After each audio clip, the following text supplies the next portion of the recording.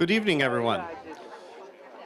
I'm glad you're all here this evening on this nice springy day. The maps are being handed out to you as part of the stimulus package. So take good care of them. I'm Jerry Fetz, and I've worked at the university for a long time, and one of my more recent activities has been as a member of the advisory board for the community lecture series. And we had a good time trying to put this together, and are very happy with the fact that we were able to convince our colleagues across campus to participate and be our speakers. This evening is the third in this six-part series, the 11th annual community lecture series. And those of you who have been here the last couple of weeks heard Bill Farr talk about the Blackfeet, and then Peggy Kerr last week talking about the media, and particularly the new media. Tonight, it's my pleasure to introduce our speaker, Rick Graetz. Rick probably doesn't need much of an introduction for most of you, but I'm going to give you one anyway. Rick is perhaps best known, or earliest he was known here in Montana as the founding publisher, editor of the Montana Magazine, which he and his wife, Susie, put out for a number of years until they sold it to Lee Enterprises a few years ago. Rick and Susie also own a publishing company, and he's still involved with that. But the reason that he's here as one of our faculty participants is that for the last several years he's been a faculty member as a senior lecturer in the Department of Geography. And in many ways he has been the motivating force behind the creation of our new Mountain Studies minor. That's an interdisciplinary program.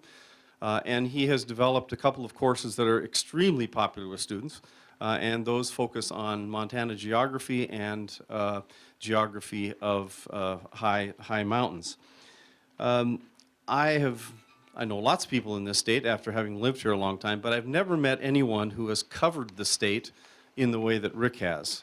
Rick has walked, hiked, driven, snowshoed and skied almost every square mile of this very vast state, and so he has a lot to tell about it. And those of us who get out on occasion and do some of those things, certainly not to the same extent that Rick has, probably come back with stories here and there. But Rick's also a great photographer, as is his wife Susie, and so he has lots of photographs to share with us. Some of you have probably know some of his books.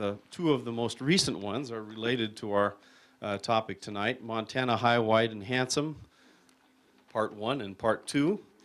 He's also published books that include essays, lots of information about geography and geology of our state, focusing on various areas of the state. Here's one on the Bob Marshall country. Here's one on Montana's Flathead and Glacier Park country. So Rick is versed in our state in ways that most of us can only dream about. I also have the good fortune of being able to call Rick a very close friend, and he and I are co-directing our new initiative that we're calling the Crown of the Continent Initiative, that focuses on a particular ecosystem that heads north from here. And we also are co-directors of the new or revised and resuscitated University of Montana Press.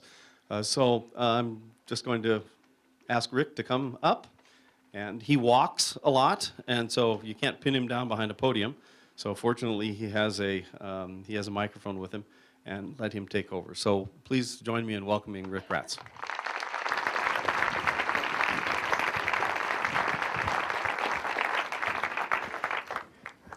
Oops. I didn't know I did all that walking. That's why I'm tired tonight, I guess. Get my water here. Thanks, Jerry. I'm giving you the maps because I personally consider maps to be one of the great tools to study any type of a landscape. And the Montana map is no different than any map of the world. And I'm a believer that you don't divorce space and time. That is, geography and history go together. And one of the things that I teach in my classes is the way to study and learn a landscape is to talk to your map. So maybe when you're done tonight, and I hope that I get some new information to you, that you'll talk to your map tonight. And immediately, when you're done, as soon as possible, get in your iron chariot and head toward the sunrise beyond Grisview Valley, and you'll see a big country out there. When we started Montana Magazine, I was just a kid out of school. I had been in Montana most of my life, but I went away to prep school and other things east and college in California. And when we came back, started Montana Magazine, and I went around for advice. And everybody would say to me, no problem, you got a lot of great stuff to talk about. Glacier Park and Flathead Lake and the wilderness areas and Luigi's and Butte, and you make sure you cover the High Holy Day is about here, isn't it? March 17th in Butte. So no one would ever, but you don't want to worry about out there in the plains because there's nothing out there. It's windy, and those people are relief challenged anyway, and so don't worry about it.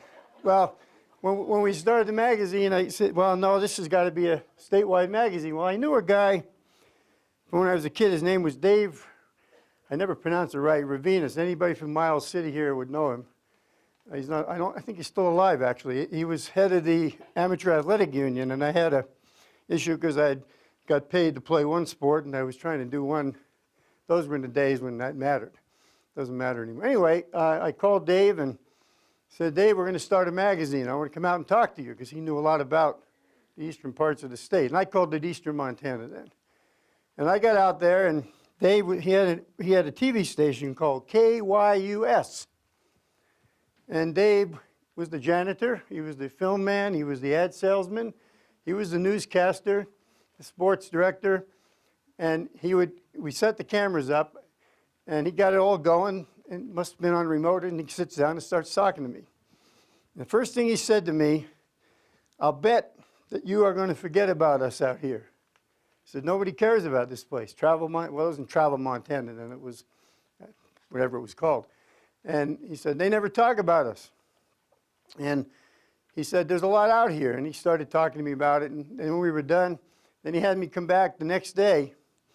And he said to me, like he asked me, he said, you are going to go back now and tell a different story, right? And I said, you betcha. I said, I make you a promise. And so then he sent me to the Miles City Star. And there was a lady there who's still alive, and these are people who have been around quite a while. They've been in the newspaper business. Some of these people go back into the 40s.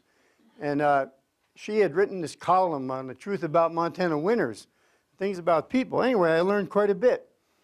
And went back, and we started talking about Eastern Montana. That's what I called it. We kept our promise, and our magazine was always at least half dedicated to it. We put out books. Our second book in the Montana Geographic series, the first one was on Montana's mountains, not because I was putting Western Montana first, but because I like to climb mountains, and I was on a mountaintop one winter and looked out and said, gosh, we ought to put a book out on these mountains. One thing led to the other, but the second one was called Eastern Montana. Well, back in the early 90s, and I gave a speech to I think it was the annual meeting of the Billings Chamber of Commerce. And when I got done, people could ask questions. And I had been talking about Billings' location, where it was, its importance. And this guy said, Rick, he said, I have to take argument with you here. Billings, because first I have to back up. See, it was kind of a stigma to come from Eastern Montana. That was not good. That was the other side of the track, so to speak. And so this guy said, Billings is not in Eastern Montana. I said, well, what is it? He said, what's a mountain town? I said, well, yeah, in relative, they're 50 miles away, maybe. I said, I tell you what, I got an idea. Let's say that Billings is located in the in the western part of Montana, east of the mountains. And he kind of went, okay, that sounds all right. So that's where we came up. So when you leave here tonight, rub the word Eastern Montana out of your vocabulary. Okay, it's Montana east of the mountains. Now, the geographic center of Montana, and you'll see a map, and you've got a map to talk to right here. The geographic center of Montana is 9 miles to the northwest of Lewistown. It's in the King Colony pasture. a lot of people, well, if you go to the Yogo Inn, right by the swimming hole, they have this big thing that said, this is the center of Montana. It's not. Some people thought it was in the sink in this lady's house coming up the hill. Then the word that was really, that it was in the toilet bowl in that 8-sided church on the hill. But it's not. So, draw a line. Okay, so I'm facing this way. There's prairie, there's Dakota. But look on this side of the line. There's a whole lot of prairie still there. So, we have mountain Montana, and we have Montana east of the mountains. 2/3 of the state's the prairie. That's all you have to remember. That's why there's no such thing as true eastern Montana when you talk about physiography. So, there's a lot of names for Montana, Big Sky Country and Treasure State. The one I like the best is Montana High, Wide, and Handsome. And it's got a good story. And it was the name of a book put out by arguably Montana's best writer ever. He was really a journalist, more of a newspaper man than he was he put out books. But he was with the Great Falls Tribune. And the book he put out in 1943 was called Montana High, Wide, and Handsome. It was anything but a photographic book. It was a book, it was a great book. It was ahead of its time in terms of its coverage of the state's issues and history, and it was very popular. In fact, not too long back, the Montana Committee for the Humanities, I guess it's now Humanities Montana, did a survey of books, and that was rated as the best by people. Well, it was popular. It was sold under the counter because it took on the company, the Anaconda Company. Anyway, that gets away from the name. So I was trying to figure, where did this name come from? I talked to my friend Brian Shovers at the Historical Library in Helena. Brian didn't know. Nobody seemed to know. And I don't know how I found it, but I kept looking, and I discovered a writer named Donald Curlos Piatti. And he wrote, he was a naturalist, so to speak. He lived in Chicago, London, New York. He never lived out here. And he wrote a book in the 30s, and he called it The Path of a Naturalist. And in that book, he had a chapter called A Long Goodbye. He had been on this trip in the West. Just one little paragraph. And he said that Colorado was high, having more mountains within its border than any other state, and that Wyoming was wide between the breadth of the plains between the Tetons and the Bighorns, and that California was handsome. But it took all three adjectives to describe Montana. That was it. So, okay, well, where am I getting at with this? We have mountains. They're great, but they aren't better. Colorado's got far more mountains than we do, and they're higher. They got 56 peaks over 14,000 feet. We don't go over 13. But they're nice. But where we get ahead of everybody is our prairie. I will tell you unequivocally, and I've seen every state in the United States, we have no prairie, there's no prairie that matches ours. It's hardly flat. It's a mixture of island mountain ranges and buttes and badlands and river breaks. It's got some flat country. You got to grow wheat. You got to have a. I mean, the glaciers came from Canada and took care of that for us, firmed up some of the country for wheat. And we had another thing going, and most of it's on the prairie.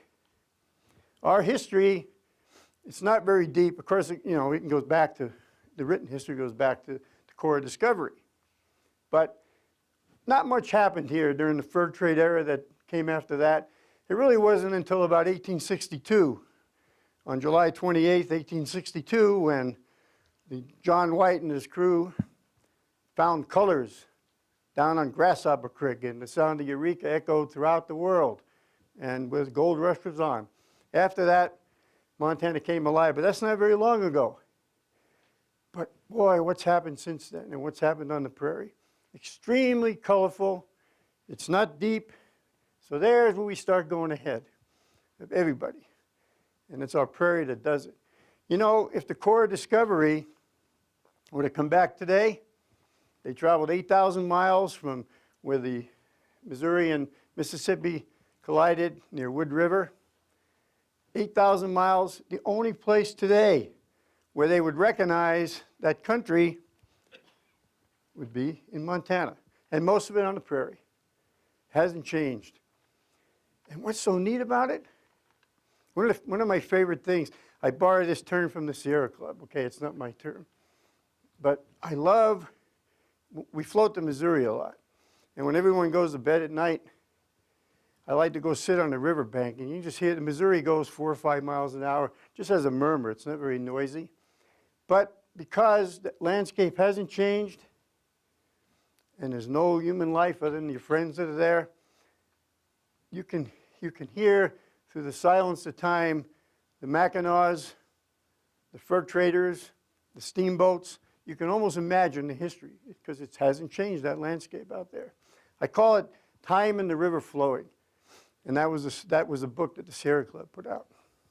So I'm going to try to, instead of talking to you all night here, we'll go look at some photography. But just briefly, the mountains are majestic, right? Beautiful, awesome. The prairies, two things. And the best way you see it is you get on a rise. Remember I said, I mean, there are mountains out there. There's quite a few island ranges. But get on a rise on the Rocky Mountain front and look toward the sunrise. It's powerful, very powerful landscape. Takes a while to comprehend it. And then when you get out in it, this is the thing that describes the prairie the best. Simple grandeur. It's there. Little snowdrifts against barns, old wood, fence lines. Just, it's easy on the mind, very simple. Once you get used to the powerful landscape. So let's get on with the photography. The best place to start out is the Missouri River. The Missouri River, no equal to it in terms of western expansion. It was a lifeline to this state. It took Lewis and Clark up, even before Lewis and Clark came. In the 1740s, some French Canadians, the Lavendré brothers out of Montreal, came up. They came here. This spot is the confluence of the Missouri and Yellowstone rivers. If you look in the journals of Clark, he was the mapper, and look at the records at Fort Union, which I'm going to show you in a minute, you'll know the confluence stayed the same up until the 1930s. Then a humongous flood came through and rearranged it to the point now where it's 2 miles to the northeast of where it was. But nonetheless, it's still the confluence. Well, the Lavendré brothers came here, and they actually named it. The French named the Yellowstone Les Rougeons. The Yellowstone, they named it after rocks, not after the cliffs. You know, it's a lot. We're not talking about Mountain Montana, so I can't tell you why it should be called something else elsewhere. But nonetheless, that's how it got its name. And when the Corps of Discovery reached here on August 25th in 1805, they knew that had a name. Anyway, they started out, and today they camped. Their first night in Montana was pretty close to where Fort Union is. This is an exact replica of the fort that was built by the American Fur Company in 1833. And they, let's see if there's a automatic focus on this. Oh, wait. Anyhow, the fort was dismantled after it fell out of use. But today, the exact fort is there. In fact, when you go out the back gate, it's right where the dock was, and there's the old river channel, but it's a long ways from there now. The parking lot's in Montana, the fort's in Dakota. So, now, back on that last picture, here's 2 bits of history. It won't be a test, but remember this. I like to call this stuff dinner table conversation. When things get boring, you bring up these kind of things. So, everything before April 27th, 1805 was oral history in Montana. That evening, when Lewis sat down to pen in his journals by that long light of that spring evening, those words represent the first written history of Montana. Happened on the prairie. History is not the past, it's a record of the past. So if you write about what you learn here tonight, that's history tomorrow. First thing, first prairie, first day into Montana. Now, somewhere near here, by Otis Creek, this was their second day into Montana on the Missouri and the prairie. First of all, their writings, they just raved. That's the other thing that was so cool about the prairie. The most eloquent writing, and I've studied the journals, Moulton journals, because we did a book called Lewis and Clark's Montana Trail. And the best writing was when they were in Montana and on the prairie. Eloquent writing. Well, look, this is what they were looking at. Anyway, here's another bit of history to remember, real important. And this was probably passed down by the Hidatsa, and it's probably in the journals. I borrowed this from my friend Harry Fritz. This is not mine. You have to borrow things once in a while. It's good. So, when they were in the Hidatsa camp, we call them the Mandan villages, but they got all their information from the Hidatsa. The Hidatsa had been to the Rocky Mountains to hunt. In fact, Sacagawea was kidnapped. She was a Shoshone woman. She was kidnapped at the Three Forks in Montana. Well, they told them about the great white bear they were going to encounter. And the Corps wasn't too worried about it. The captain said they had plenty of firepower, no problem. The bear wouldn't be a match for him. Well, Clark was out on his own one night, or one afternoon hunting, and a bear came at him, or was coming near him, and he loaded his rifle. In those days, one shot and you had to tamp it down, and he took a shot and missed. He didn't have time to take another shot, so he ran in the water. And the bear didn't come in after him. The bear kept prancing back and forth on the shore. And so remember this. This is a bit of history here. And again, it was probably passed down, and it relates to here in Missoula. But Clark yelled out to the bear, "Go Grizz." So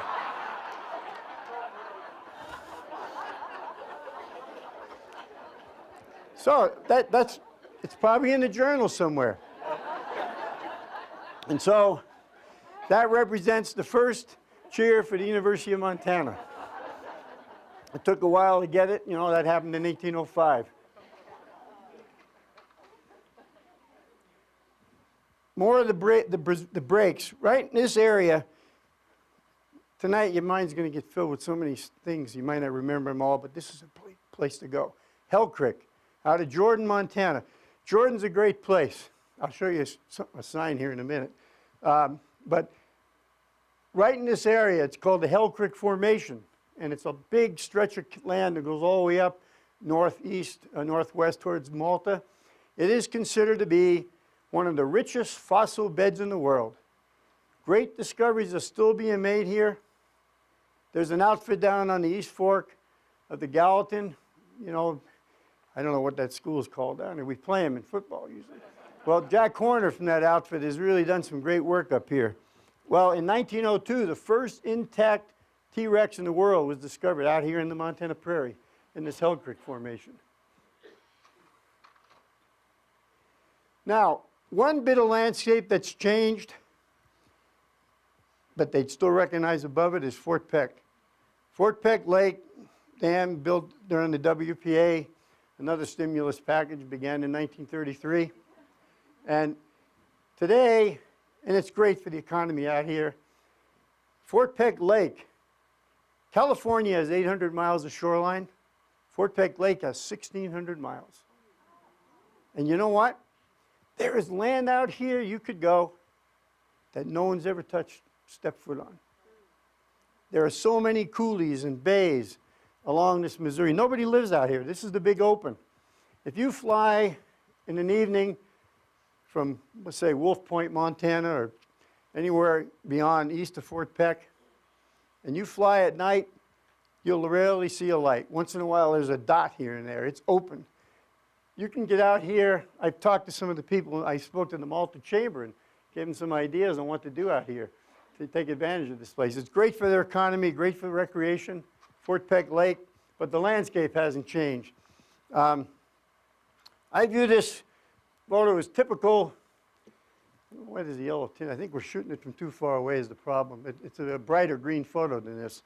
Anyhow, Missouri River breaks. This is the epitome of them. River breaks simply means that, well, at one time, the Montana Prairie was under a shallow inland sea. And it's soft rock. The bedrock of the prairie is all sedimentary rocks, sandstones, mudstones, shales, all soft rock. At a wetter time, gullies formed, and they turned into canyons and ravines, and almost every bit of land, it's broken up. But they have one thing in common. They all flow to the mother river, in this case, the Missouri. So that's all river breaks means, the broken landscape. And you've got it out here.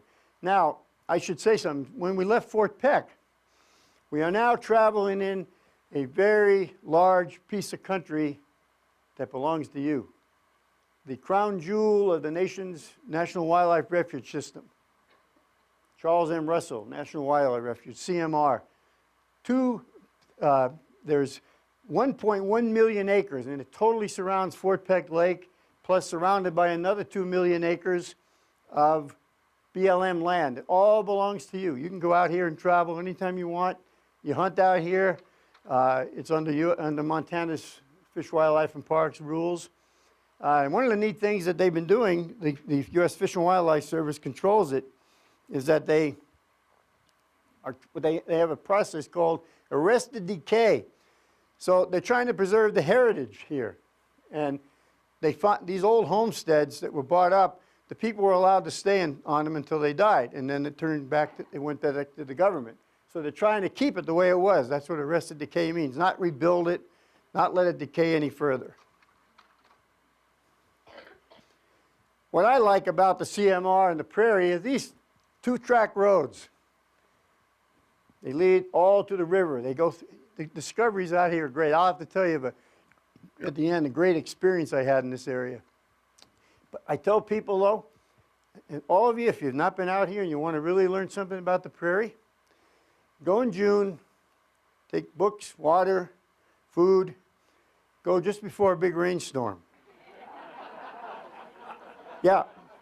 And if you're too short, you'll be 6 inches taller if you get out and walk around your car. The gumbo. These roads are good. This is all clays. The open prairie, it's gorgeous. It's not just the river. It's all the land around it. Now, this is interesting. There are strange people living in that Jordan country. Well, you heard of the Freemen. They were wonderful for the economy. There were people out there with ranch houses that would move out and go somewhere, live in a tent, because they could rent their house for $1,500 a week to newsmen. And so the longer that went on, the better it was for the place. Go into Hell Creek Saloon sometime, and you'll see all the hats from everybody. Anyway, this guy actually is not as bad as he sounds here. I met him one time, and he had a rifle when he came to talk to me, but Susie and I do a lot of projects with the U.S. Fish and Wildlife Service and the BLM, and so I'm out here a lot and get to know these people in the landscape. To me, that's the epitome of the breaks and also the CMR. That's what it looks like. You notice something missing from there?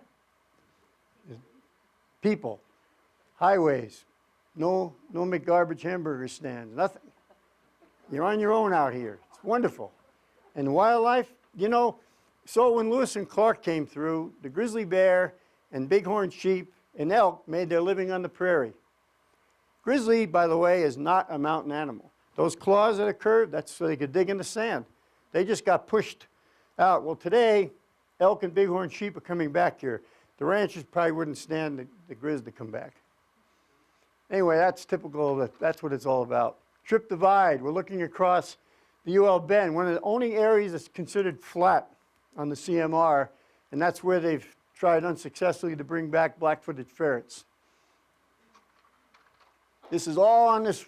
It's 145 miles long from upriver from Fort Peck to where I'll show you where it ends. A 2-track leading to some of the ag land, some antelope in the distance. Badlands, the Santa Royal Badlands, lots of badlands out on the CMR. Again, remember, this is country over 3 million acres. Yellowstone Park is a bit over 2 million. This gives you an idea how big this country is. And then there's ranch land that's open. You know, a cow-calf pair out here takes a lot of ground to make a living. So the ranches are big. Badlands. Oh, this stuff is so cool. This is sandstone, all eroded, mostly by wind. Badlands are miniature deserts. One time, and who knows when, the fires burned, and an area burned so hot that it killed everything, and seeds never had a chance to take root. The rain would wash anything away, and now they're self-perpetuating deserts. And there's red rock. There's lots of cool things. This is what's so neat about it. Simple grandeur. This is not majestic, right? That doesn't look like Mount Gould in Glacier Park or Swan Peak or even Lolo Peak. That's just simple, but it's so beautiful, and it's delicate. There's a lot of neat discoveries out here. So we've now We actually didn't really leave the CMR, but yes, we did. This is interesting. It's 145 miles from Kip Landing, which is the bridge that goes from it's the road that goes from Billings, Roundup, on up to Malta, Montana. And so Kip Landing is where that bridge crosses the Missouri. And so that is also, that bridge is the end of the Upper Missouri River Breaks National Monument, where we're going to go in now, 150-mile stretch of river that belongs to you. Well, right here, the U.S. Fish and Wildlife Service overlaps with this refuge, with the monument. So the westernmost 10 miles of the monument are the easternmost 10 miles of the monument are the westernmost 10 miles of the refuge. They overlap, and which is cool because the U.S. Fish and Wildlife Service has trump over this area, and because of that, the elk, and this is the area right in here where they first started putting in the elk and the bighorn sheep, an area where the Corps camped. Knox Ridge, there's a great road. It goes from Kip Landing, there's all kinds of roads out there. We don't have time to tell you, but get a map of the CMR. It's an incredible place. These two tracks, you never see cars.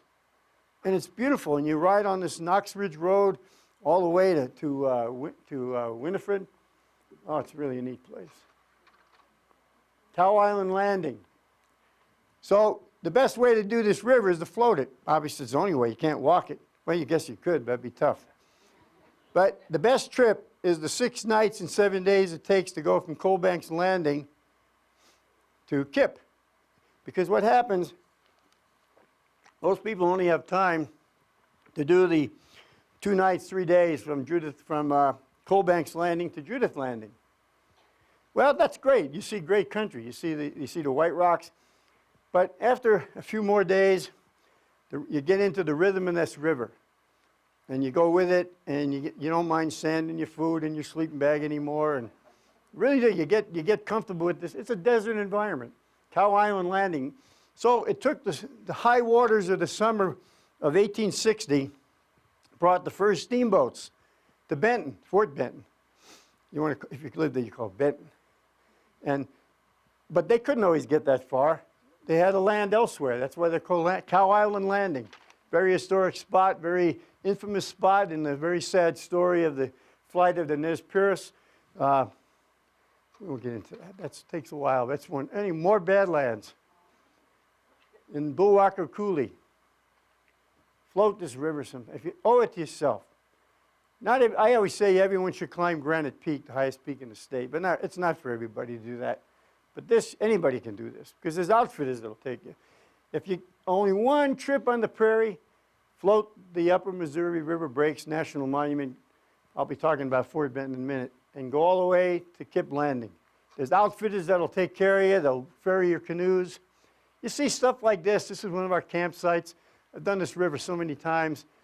We have hundreds and hundreds of photos of it. You get these great displays of light. Autumn's a very nice time. It's cold at night, but the days are wonderful and not too hot. One of the things you get in the summertime if you float the river, not so much in the spring, May's a good time, well, the air starts heating up. If you look at the Mississippi Valley up to the Rockies, it's a slope, and warm air rises. Right as it heats, it rises. And so by afternoon, you start getting these headwinds. But you don't get them in the autumn because the air is more equilibrium. Very good. It's cold. Greasy Bottoms, one of my favorite places to camp on the river.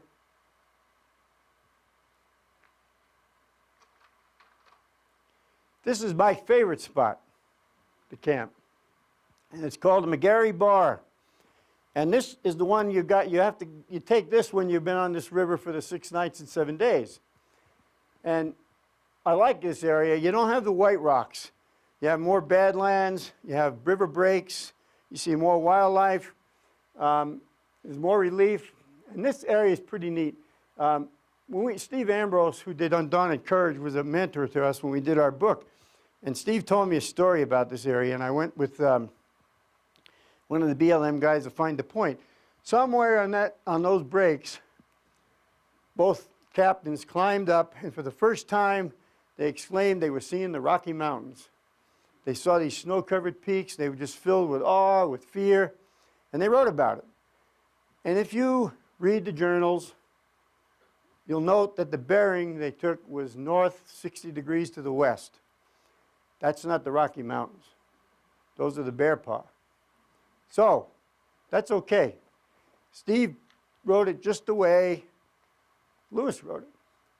And so when the book came out, two professors from Northern Montana College, it's a different name now, but the one in Havre, and they said, Mr. Ambrose, your book was wrong. The Corps captains were looking at the Bear Paw. So Steve wrote back, and this was typical of him. He told me he wrote back and he said, if you don't like my book, write your own damn book. He said, as far as I'm concerned, if Lewis saw the Rockies, he was seeing the Rockies. And that's right. If we were in western Montana, I'd tell you a story. That he was great. The Dauphin Rapids. They're not much today. It's a little rock garden, but they used to ground steamboats before there were dams upriver. And today, this is the stuff you see early in the morning from a campsite. That's simple, right?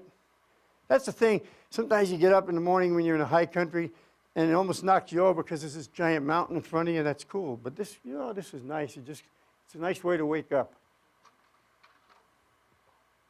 The Iron City Islands, Badlands. So you can see all the shells, clays, lots of cottonwoods. There's issues with cottonwoods on the river today. Neat formations. Now we're upriver from Judith Landing. Another campsite. You can see our camp down there, Black Butte. This is where another reason you don't want to be on the river beyond midday. You only want to be on the river, it flows 4 or 5 miles an hour. You go from mile 42 to 88, easy. So in the afternoon, you want to camp because the river's not all there is to see. You get above the river. Got to watch for rattlesnakes and things like that, but that's okay. The hole in the wall. One of my friends climbed the sandstone. He's one of the world's best climbers, and he's real short. And he just went up that thing in the sandstone. And everyone climbs up into that hole to have their picture taken. You pull your canoe up. I'm on top of the White Cliffs, okay? So on the evening of May 31st, 1805, I feel, and if you can get a hold of the Moulton Journals or any of the journals, they didn't take this out of it. Read Lewis's words of May 31st, 1805. They are the most eloquent writing of the trip. He talked about this incredible scenery he'd seen, and this is what he was looking at in the morning. Same thing you can look at.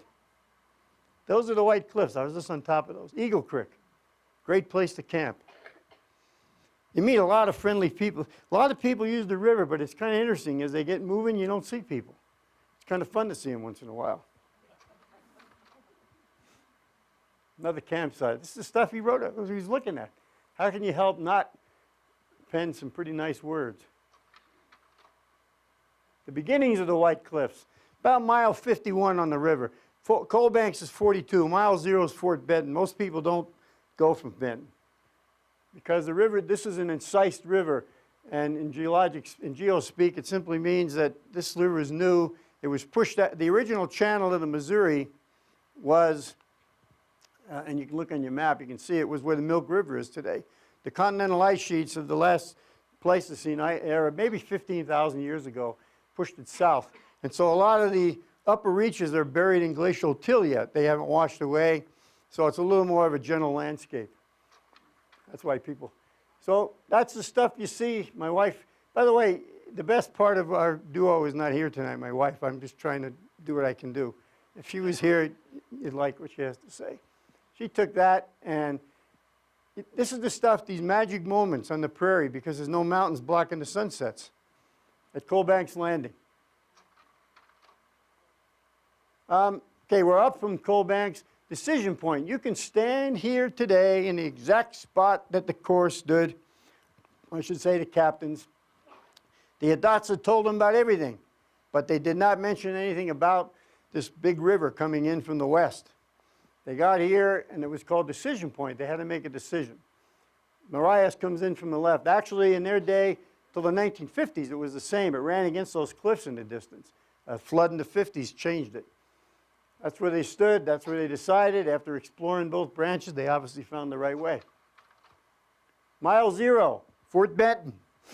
Now, there's 2 places in Montana you go if you want to consider yourself a Montanan. It's important for your heritage. This is one of them. The other is Bannock. We're not going to get into Bannock because that's in the mountain Montana. But take my word for it, that's one of the places to go. Here, the oldest continuing town in Montana, considered the birthplace of Montana. Signal Butte in the distance. They could see steamboats coming from 17 miles downriver. And Fort Benton actually started 3 miles up from where it is today. In 1846 or 45, Alexander Culbertson started it. It was called Fort Lewis. And the Indians it was there for trading with, they weren't military forts, okay? These were fur trader forts. And they were there to trade with the Piegans, the Blood, the Blackfeet. And he built this fort, but the Indians couldn't get to it. There were spring floods or ice jams. So in the autumn of 1846, the people living there moved to the current place today.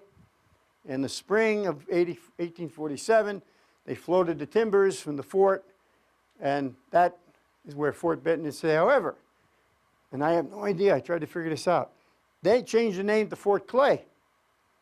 Don't know why. But on Christmas Eve, Alexander Culbertson righted it, and he named it after Senator Thomas Hart Benton, who was a patron of the American Fur Company.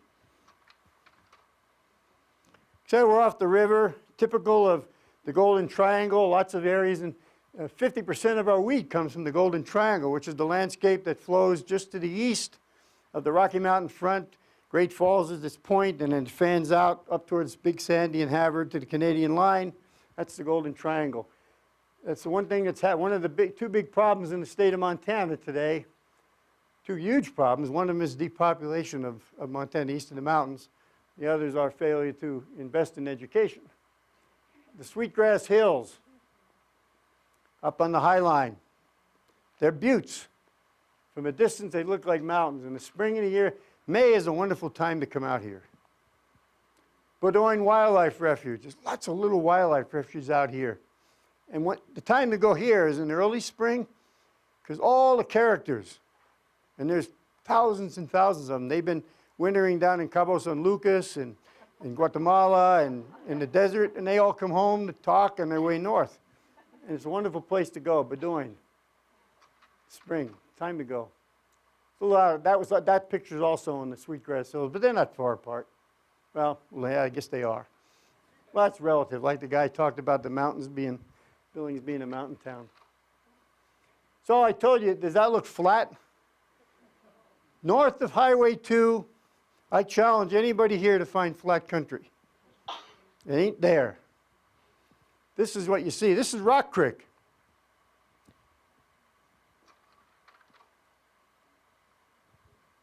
That's what you see. Very nice, simple grandeur. Very quiet place right now, the Little Rockies. Lewis and Clark called them the Wolf Mountains. That's what the Indians called them. With a wide-angle lens, so they're subdued. Very quiet, but this place, this spot, and if you travel from Kip Landing, where U.S. Highway 190, you know, in Montana, a lot of us never remember the names of the highway numbers. This is the road to Malta, or the Kip Landing. The same way, it is 191. And if you go from there to Malta, you're going through arguably the most historic part of the West. Everything that played out in Western movies played out in real life here. Everything back, dinosaurs, millions of bison, intertribal warfare happened here. The great cattle drives from Texas came up through this country to Malta, the winter up here in the winter from Texas. And with that came outlaws, and with that came vigilantes, all played out here. Butch Cassidy and the Sundance Kid hung out up here. Kid Curry Gang. Today, very, very quiet. So that's what I said, through the silence of time, you can hear stuff. I stood at this spot, that's why I was there. Just trying to imagine, trying to hear the sounds of what happened out there. More of the Sweetgrass Hills. Notice another thing missing? No buildings. Very few. It's a ranch up north of the Highline Highway. One of the sad eras in Montana's history, it began in earnest in about 1908 with the Expanded Homestead Act, when it went from 160 acres to 320, which was nowhere near enough. A senator from Kansas said 320, he said 3,000 is not enough. Well, it came at a time when it was very unusual climate in Montana. It was raining, and the railroad had posters showing people behind a mule with their plow kicking gold coins out of the earth. Jim Hill, he had to fill his rain, and then Louis Hill after that. They had to fill the boxcars, right? So today, one of the many remnants, this place I would challenge you to find. It's hard up against Canada. It's way north on a dirt road through the prairie called Teenie, T-H-O-E-N-E. And the bank building is still standing. Those other couple of buildings are new, never saw any people. The old stone walls of the bank are still standing, and the vault's still in the corner. And you walk around these graves and you'll see kids that lived 3 months, 6 months. Tough times.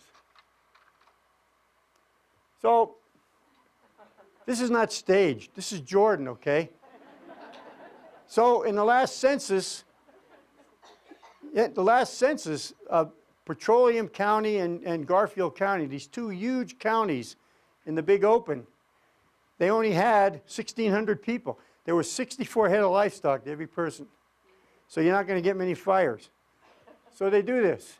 And now I have to tell you something. I know some of my former students are in the class, here in the audience, and I told them about this in the class. You can see I'm not exactly a skinny person. That's because I go to these places. And Jordan Drug, and he's a Grizz alum, and he makes incredible milkshakes. I know every good milkshake spot in Montana east of the mountains. And you know why? When you travel, you have a really bad need for vitamin F and G. That's fat and garbage. So if you're ever out in this country, go in and say hi to John. Disappearing fast. Remnants of the Homestead era. People are burning them down because of liabilities. Up in the Northeast, it's what you see on these back roads. Great drive from Scobie to Plentywood sometimes. Okay, first, this picture is interesting for two things. The old Sioux Trail is there. Sitting Bull took this trail. And there's two crossroads of trails. The Wood Mountain, one of them went to Wood Mountain, and one of them just went on up into Saskatchewan. And those rocks, they were stolen. I told you earlier, the only rock on the prairie bedrock is sedimentary rocks. These are not sediments, they're igneous. So what the hell are they doing here? The ice coming down from the Canadian Shield, from Manitoba, Saskatchewan, stolen from Canada. That's granitic rock. So today we call them glacial erratics. And what's cool about them, not on this one, because I didn't see it, but when you see these and you're out on the prairie and you see a big one, go up to them and feel the corners on some of them. They're smooth and polished, and there's usually a trench around them. Bison. They were bison rubbing rocks. And it's really fascinating to sit there and just imagine how long did it take to polish that rock just by rubbing on it. How many of them did it? Ag, of course. Once you get from Havre to north of Glasgow, it's mostly grazing country. It's a rough soil. There wasn't as much glacial till. Further east of there, very rich soils, big ranches, I should say farm, more cultivation than anything else. And these little towns in the middle of nowhere, whitetail, they're disappearing. You'll come on these dirt roads and here's this little town. And most of them have a little saloon, and they have great, and some of them even have a post office. And again, part of a stimulus package at one time. And it's, but I have to tell you, no, you laugh, but it's funny. You go in and talk to the postmistress or the barkeep, and usually they're lonesome anyway, and they want to talk to you. You learn a lot of stuff. That's where your history is, in saloons and post offices. I love two-tracks, so you see a few of them here and there. Who knows where they go? You just follow them, and you come upon these great surprises that the prairie has for you. We stood there one day.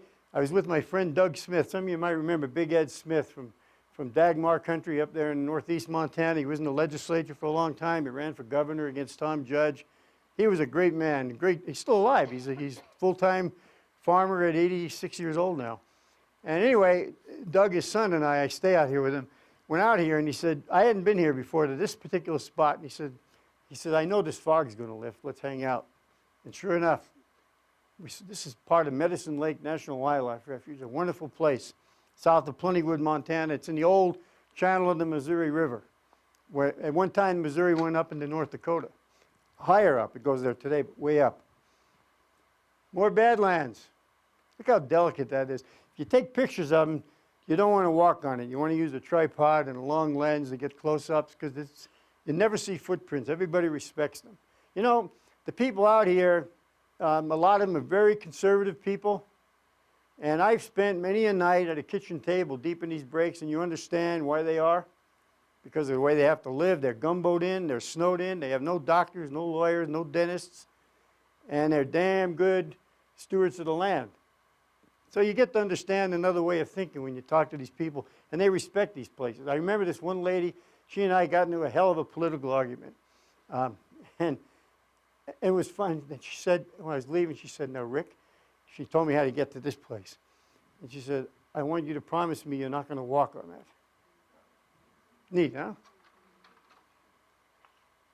Big Ed Smith's farm, hard up against Dakota. Dakota line is just about a mile away from there. First place to greet the sun in Montana. We have bear grass in the mountains, but the prairie's got yucca. You have good yucca years, bad yucca years. Pretty in winter, can be cold. You know, as Arctic Express comes down and blows that cold air in. The winter of 1886-87 hit the worst out here. So, I told you the Badlands are best in the spring, but you got issues. If you want to see great Badlands and see them in the spring when it's raining, you go to Glendive's backyard, Makoshika State Park. There's paved roads. There's some dirt roads too, but you can get out here. It's gorgeous. It's a big Badland, and just because it's a state park, it doesn't demean it. It's a wonderful place.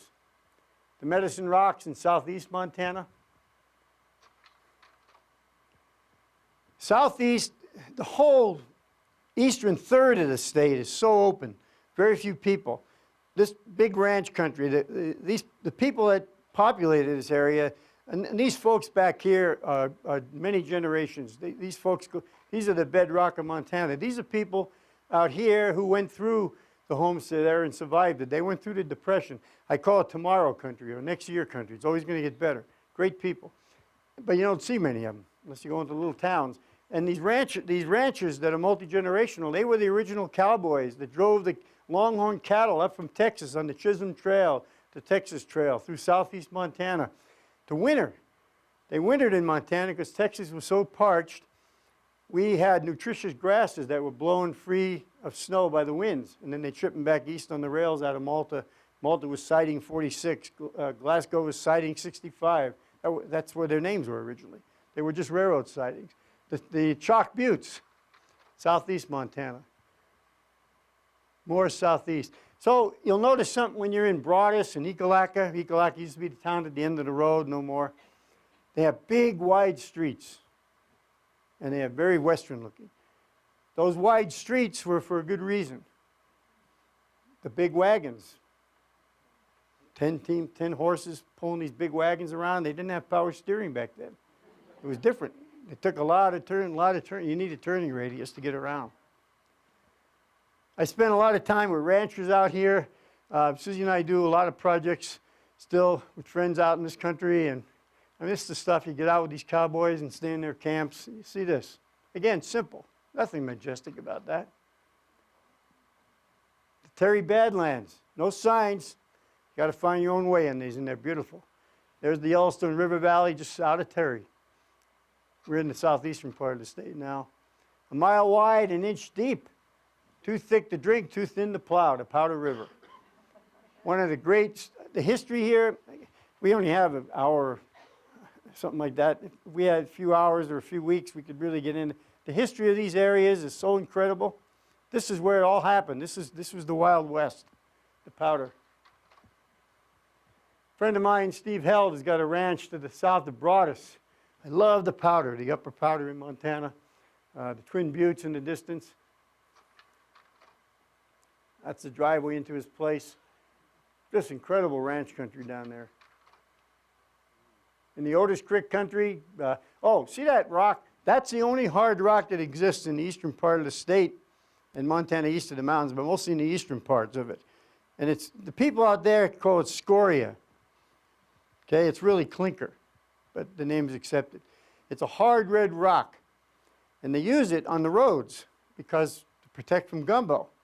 It's pretty tough when it's first laid down. You get a flat tire. It gets the dust. It's okay. How did that get there, though? I told you before, the bedrock is only sediments, and the granite was stolen. Metamorphized, so to speak. Think of putting clay in an oven and making a brick.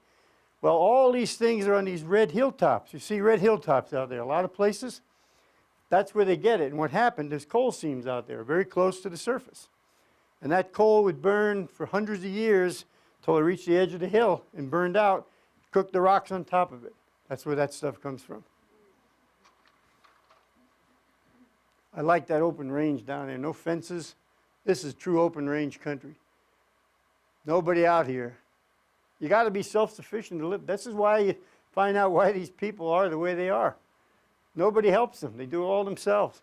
And I'll tell you, these aren't all young chicks out here. These are a lot of ranchers. I met ranchers in their 90s and 80s that are going strong. These guys, just like we go to work and teach, or you go to your jobs, these guys go to work every day with cattle. I like to tell people, I get some fun out of this, is that these aren't the same kind of cowboys you see in Bozeman. Yeah, you ever, this is, I shouldn't make fun of Bozeman, but this is funny. So Minneapolis airport's changed, okay? And it used to be there were the 70 gates. Those were the gates that went to Montana, and they'd go to Butte and Missoula and Helena and Billings and Bozeman. I could tell you, you could walk down there, and if every sign was taken off of the gate, you could tell which one was Bozeman. I shouldn't do that. Probably people, my car might get wrecked tonight or something.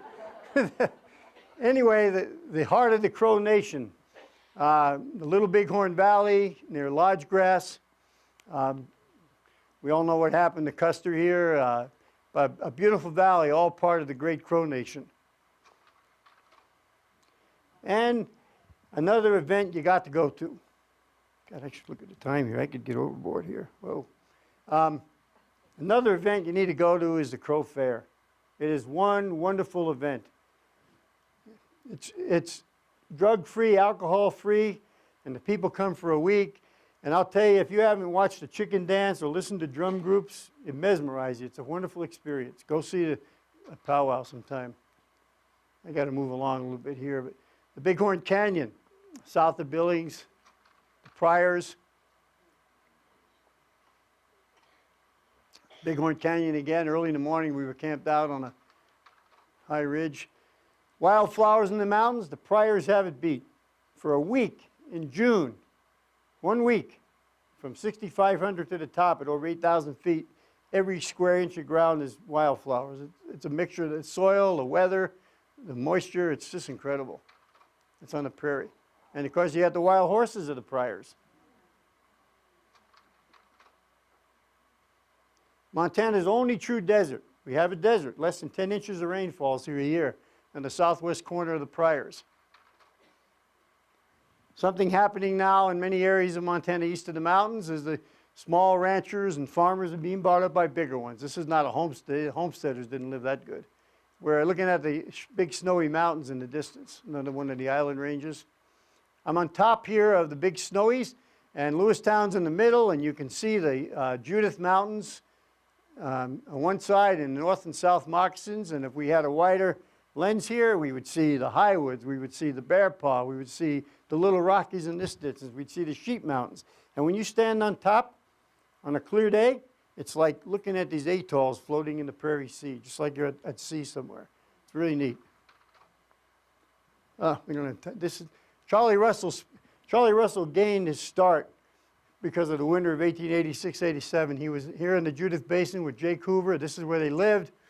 And that's when The foreman didn't know how to tell his bosses from Helena how his cattle had fared the winter. And he threw this telegram to Charlie. He had come on the stagecoach. He was just a young wrangler. He said, maybe you can tell him. And he didn't know what to say, so he grabbed the back of a shoebox and a pen, and he sketched a cow with its ribs sticking out, and wind blowing and snow and wolves looking at it, and he called it Last of the 5,000 brand. With that drawing, Charlie Russell began his rise to fame as a Western artist. Right out here. A mile from downtown White Sulphur Springs. And it's where Montana east of the mountains starts in the center. I'm going to have to go through these rather quick. The Musselshell Valley. My favorite drive in the state. As you go from White Sulphur Springs, sit in the hot tub or in the pools, take it toward the sunrise, 360 miles the river flows. Come back the other way and go through the South Fork. That's the South Fork. You know, it looks different going the other way. Very different. You're backtracking, but you're seeing things differently. Begins right here. The Musselshell begins in a little pasture on a Hutterite colony near Martinsdale. It's just so magnificent. It's just pretty. This is the real Montana out here. This is where there are small cafes and saloons. And I always tell people, these are the towns, Roundup, Harlow, Two Dot even. Yep, there's a place called Two Dot. On out, always stop and support the little people. Go in and buy your gas or buy some junk food you don't need, but spend some money out there and tell them you're from the university. Well, no, that's good PR for us. The Yellowstone River. The Yellowstone, I only have one photo of it, but the Yellowstone carried so much history. Like I say, we need quite a few hours. We're going to do this course in that Molly course next fall, so we'll get into this stuff. Charlie Russell's Square Butte as opposed to Square Butte at Square Butte in Geraldine. Charlie, one of his great paintings was When the Land Was God was taken right. He painted it from this area. Now, very easy to tell where Montana east of the mountain begins in the southern edge, near Red Lodge. The prairie there rises up to the right and crashes up against the Beartooth. Okay, our last landscape, I saved this for last because it's my favorite. It's where the prairie melds with the mountains. Look at that. Liken it, analogies, the Oregon coast. The waves of that Pacific Ocean just crash up against those cliffs. The wave of the prairie going to the sunset here. No space wasted with foothills, just crashes against these reefs of the Rocky Mountain front. Sawtooth Reef. Ear Mountain, that was A.B. Guthrie, Bud Guthrie's writing window framed Ear Mountain, the patriarch of the Rocky Mountain front. Again, pretty simple area. And the history of the Rocky Mountain front's incredible. Autumn comes to the front. I can't even begin to tell you, I mean, the intertribal warfare here and the Great North Trail. The Great North Trail goes on here. That brought the ancients from Mongolia and all over Asia, across the Bering Sea land bridge, and they followed the Rocky Mountains all the way down into Central America and beyond. And you can still see the trail. Pretty misty, lost in the mist of surmise, though. It's just, you have to surmise what happened. Dirt roads on the front, that's how you see it. You get on those back ranch roads. It's big. The Rocky Mountain front's a big landscape. It's also part of the crown of the continent, what Jerry was talking about earlier. And another thing about the front, the Rocky Mountain front is a battleground for weather. Incredible weather. Chinook, that's a Chinook taking place right now.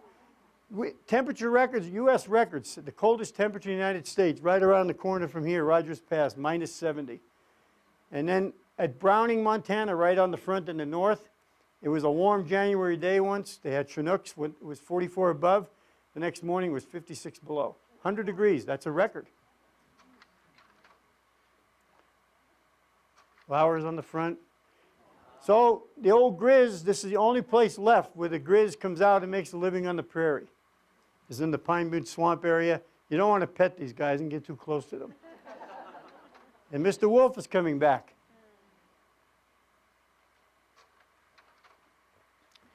North American Indian Days out of Browning. Go up there in July. They're all at a, you can find out the state Travel Montana has these schedules. And the bison are coming back. This is where they roamed. And Glacier Park got a Rocky Mountain front, the east side of Glacier, Chief Mountain. Browning, small prairie town, heart of the Blackfeet Nation.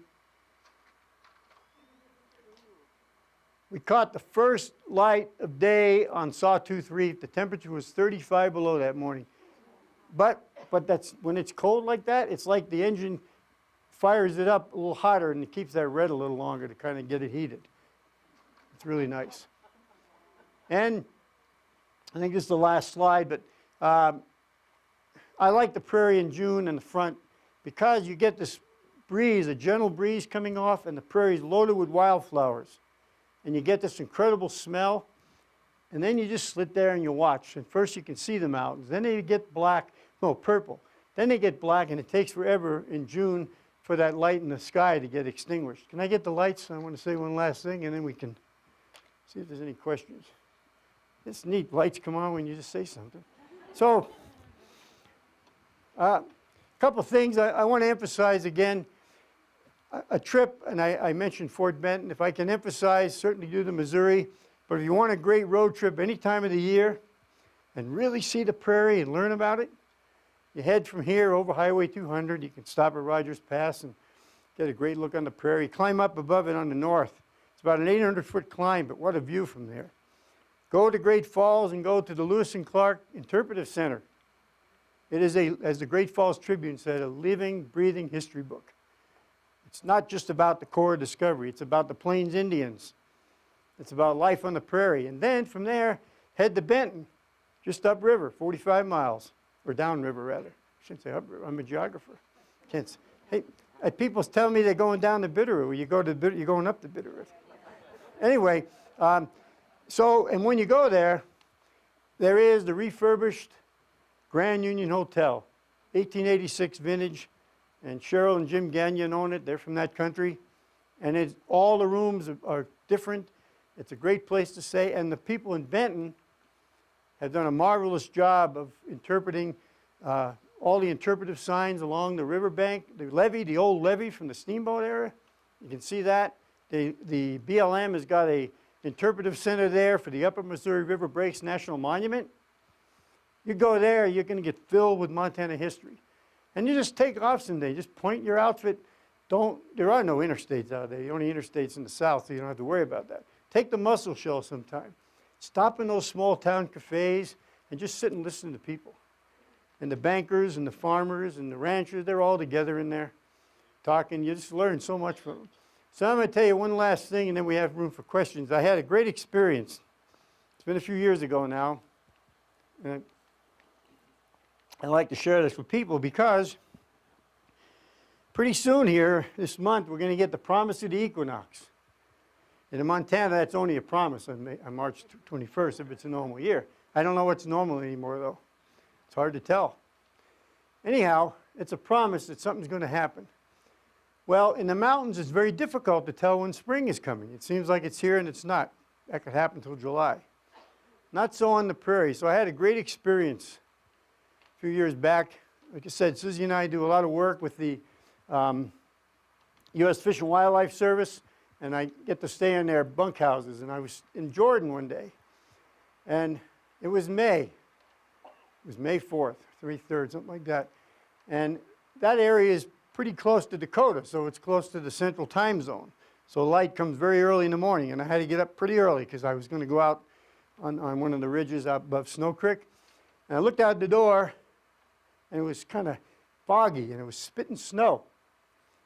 And what was happening there, those of you who live in that country know it's called upslope. And what was happening, there was wind blowing from the north and the east, so it blows the air up, so you get condensation in the form of and it light snow, nothing heavy. I was going to go back to bed, and I said, no, God, I better get out. So I got in the old iron chariot and drove out as far as I could drive. My deal was I was going to walk 5 miles out on one of the ridges to look into the labyrinth of the coulees out there and the breaks in the river. And I got out as far as I could take the vehicle, and it was still doing the same thing. So, well, I'm going to go down to one of the coulees, and it was about a 700-foot drop. I figured, I might find some fossils down here. So I started going down. As I noticed, as I going down, the air was lifting. The fog was kind of lifting. It was still spitting a little snow, but not much. So I got to the bottom of it and looking around, and all of a sudden I started seeing patches of blue above me. So I climbed back up, and when I left, it was about 36 degrees, so it wasn't really cold, but cold enough to snow. So I started out, well, I got to the top, and when I got on the top, the wind had quit. It was like I was in a point of equilibrium. Well, when the wind quits, the air loses its catalyst to push it up. So the only way it's going to reach condensation is the air rises. It's called aerographic lifting. It cools at about 3.5 degrees for every 1,000 feet it climbs. When that's gone, there's no more condensation, and the sky was clearing. And it was like a point of equilibrium. I started walking out there, and I did, the wind picked up again. But this time it came from the southwest.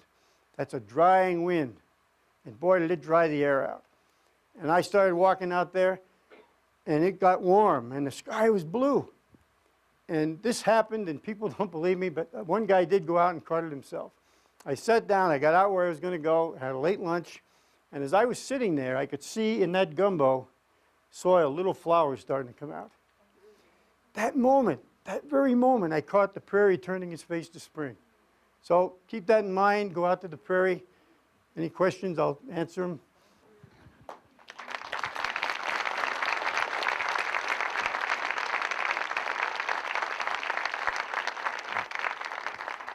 Now, when you go home tonight, talk to your map, or you'll forget what I had to say.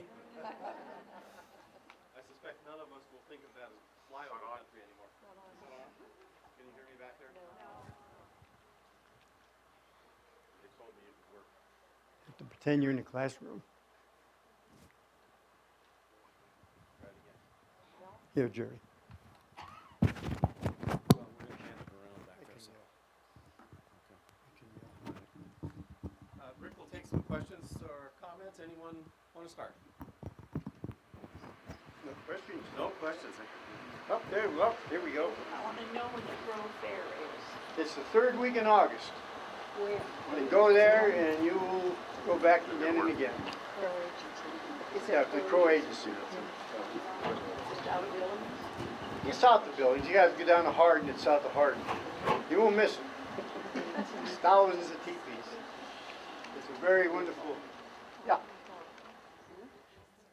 What is the High Line? I've heard the phrase a lot. Yeah, no, a good question. The High Line is US Highway 2, and it got the name for the railroad. And the Empire Build is the name of the train. That was named after James Hill. And that's pretty much why, because the High Line train, and now it's kept the name, and it's Highway 2 is referred as the High Line, all the way from East Glacier or Browning to the Dakota line. Okay. Who's next? No other question? Oh, there we go. Bill? That white arch that was on the Missouri, is that the one the Vandals partially destroyed some years ago? First, no, but it was right there, and vandals didn't destroy it.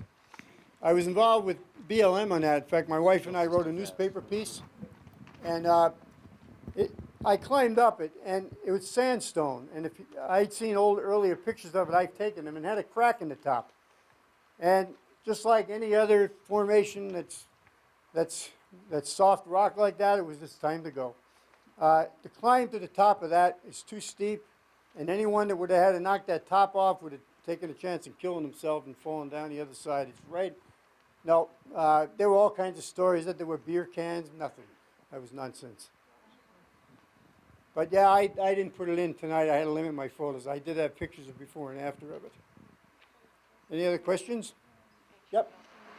I've heard that the headwaters of the Missouri River are actually longer than the headwaters of the Mississippi, Oh yeah. and that the Mississippi actually should be called the Missouri. Well, actually, it should be the Missouri. Then I'll tell you another. You want me to complicate that more? Well, yeah, the Missouri. But people think that the Yellowstone's banner should be carried all the way because the Yellowstone's longer.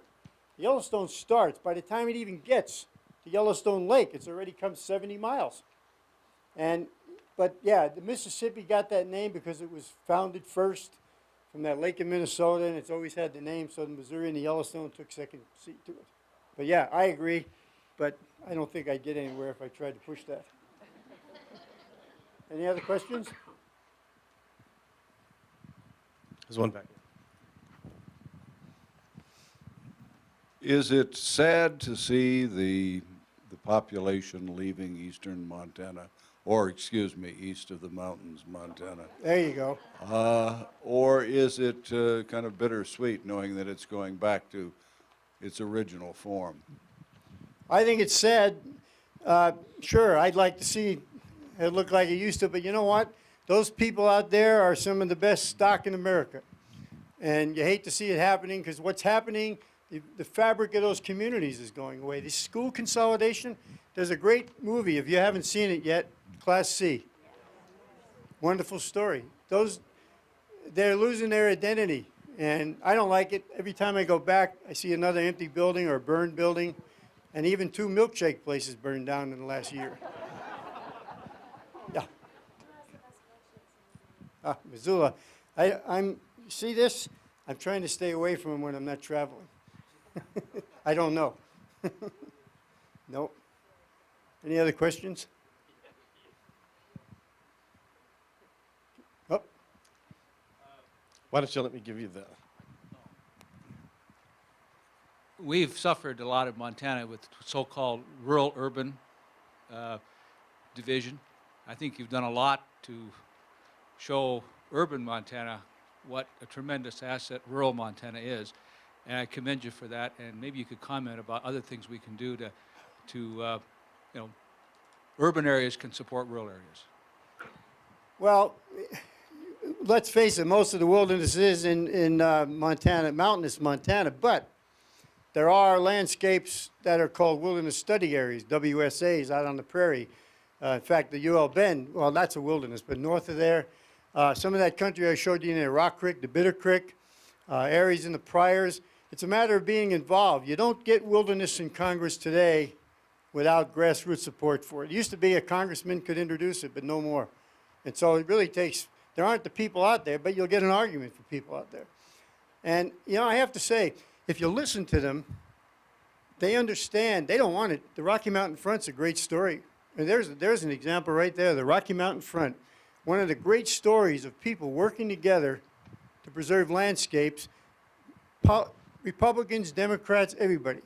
A grand story. But they'll draw the line if you say you want to put wilderness on the Rocky Mountain Front. They just want it left alone. But a lot of them think if you make it wilderness, it's going to bring attraction to it and change it. They have good reasons. You got to listen to them. Yeah, I'd like to see those areas. I want to see the Rocky Mountain Front. But that is, I can't emphasize too much, and as Jerry mentioned earlier, we're both involved with this new Crown of the Continent initiative. We had a great symposium in Kalispell last weekend. We're going to have one this autumn here. And one of the grand stories, again, is to know what's going on near Missoula and get out on the Rocky Mountain Front, the Blackfoot, to see how people have figured out how to work together to preserve traditional uses of land, to preserve wildlife habitat. It's just a great story, and it's happening right near Missoula here. So you don't always need wilderness. Sometimes you need other avenues of conservation easements and wildlife corridors. There's a lot of other answers so you can work together with people. Any other questions?